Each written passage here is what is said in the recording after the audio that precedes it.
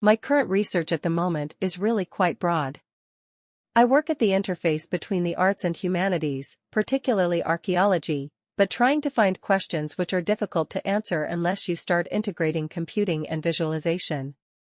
So really, I work in this boundary between trying to understand cultural questions about the past, but those sorts of questions that you can't address unless you start reconstructing, start modeling and visualizing past landscape objects and movement of people.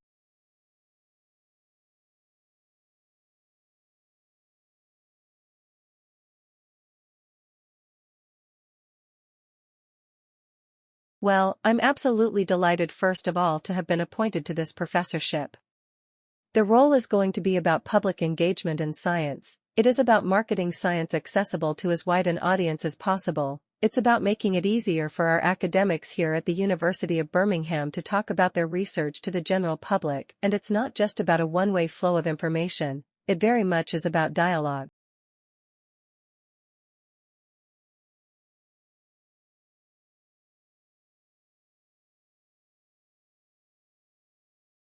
Well, the simple explanation might be that yesterday's sudden drop in share prices pretty much across the board has created what market analysts like to call a buying opportunity.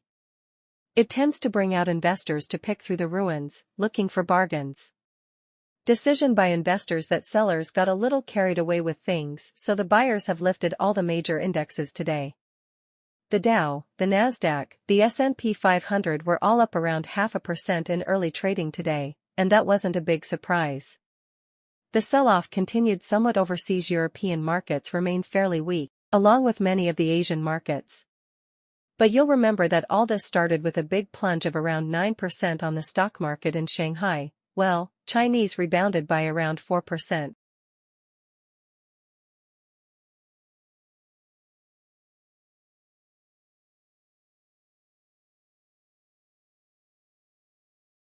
And one particular crop, almond in the US and now in Australia, is transforming the world of beekeeping and of bees.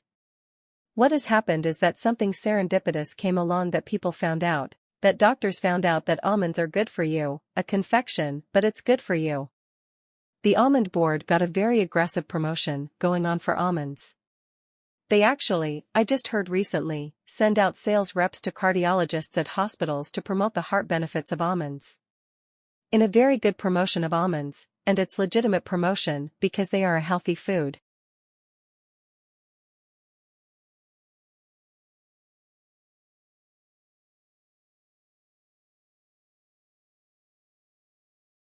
It is about 100 years since that great Canadian-born physician Sir William Osler, Regius Professor of Medicine in Oxford, complained about the increasing influence of the pharmaceutical industry on the medical profession. He would be turning in his grave at the way the industry now dominates doctors' prescribing habits. It does this not only by direct and indirect pressure on the doctors themselves, but also by encouraging the public to ask for scripts.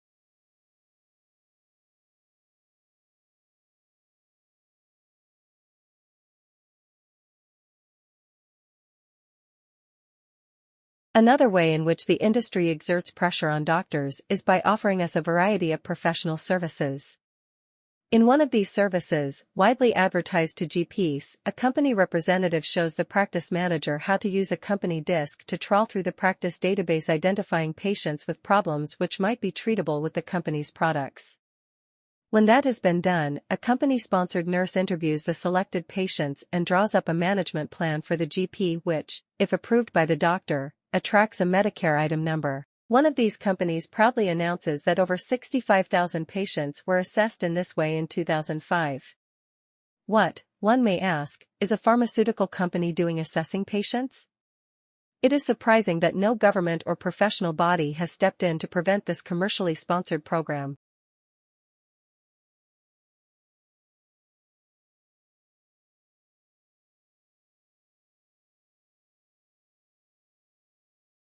Dams are huge man-made structures that act as barriers on a river. Today, the main reason people build dams is to produce electricity. They are also built to restrict and control the flow of water in a river. Throughout history, dams have been used to prevent flooding and to about 1/6 of the world's electricity, and they significantly reduce the risk of floods and irrigate farmland.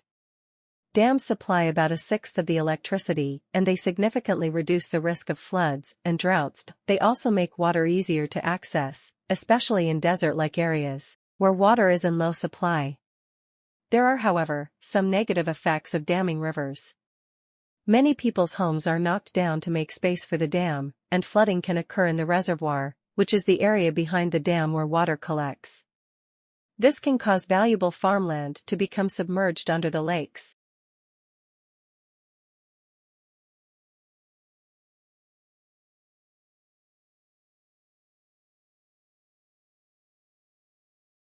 Obviously, this is all relevant to your final assignment, so we're going to talk about it. So until today, we've gone through face-to-face interviews as the main sort of part of interviewing the window. Today we're going to have a look at going to use an email and why they work, why they don't necessarily work, and what are the challenges and some of the things that we need to be understanding, when we are completing such interpreters. So let's start with the foreign one. Obviously, there are a few benefits to them, and they are listed there up on that slide. It's obviously less stressful for those of you who might be a little bit anxious about interviewing.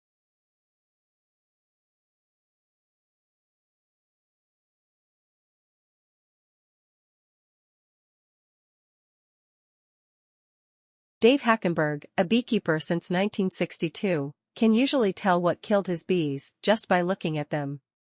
If they're lying on the ground in front of a hive, it's probably pesticides, he says. If the bees are deformed and wingless, it's probably vampire mites. But last fall, Hackenberg saw something he had never seen before. Thousands of his bee colonies simply disappeared. He was in Florida at the time, pulling the lids off some of his commercial hives. To his horror, they were all empty.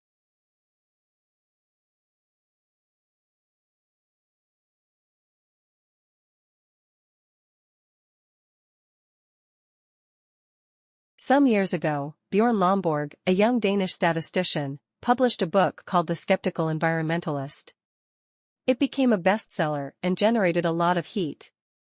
Lomborg was attacked, abused, and accused of all manner of things, not because he denied the fact of global warming, in fact he affirmed it, but because, on his analysis, the devil and, he says, a lot of deviousness was contained in the details presented concerning the size of the problem and what were the most responsible steps to take in response to global warming.